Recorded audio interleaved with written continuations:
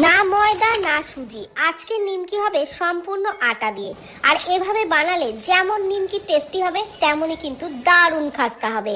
তো আটার নিমকি বানানোর জন্য প্রথমেই একটা বোলের মধ্যে নিয়ে নিলাম 1 কাপ আটা, একটু জোয়ান হাতে ঘষে দিলাম পরিমাণ মতো লবণ আর 4 টেবিল চামচ মতো সাদা তেল দিয়ে সমস্ত কিছু ভালো করে মিশিয়ে এরকম মুঠো করে দেখে নিলাম। তারপর অল্প অল্প জল দিয়ে ডোটাকে শক্ত করে মেখে ঢাকা দিয়ে 10 মিনিটের জন্য রেস্টে রাখলাম। ততক্ষণে একটা ঘোল বানিয়ে নিলাম। 2 টেবিল চামচ আটার মধ্যে 3 টেবিল চামচ গলানো ঘি দিয়ে ভালো করে মিশিয়ে এইরকম ঘন টাইপের একটা ঘোল তৈরি করে রাখলাম।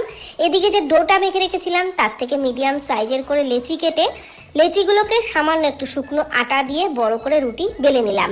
তো একইভাবে সবকটা রুটিকে বেলে নেওয়া হয়ে গেলে একটা রুটির উপরে ওই ঘোলটা মাখিয়ে একটু শুকনো আটা ছড়িয়ে উপরে আরও একটা রুটি এইভাবে পরপর 4টে রুটি রেখে তার উপরে ঘোল মাখিয়ে শুকনো আটা ছড়িয়ে তারপর এইভাবে ভাঁজ করে আবার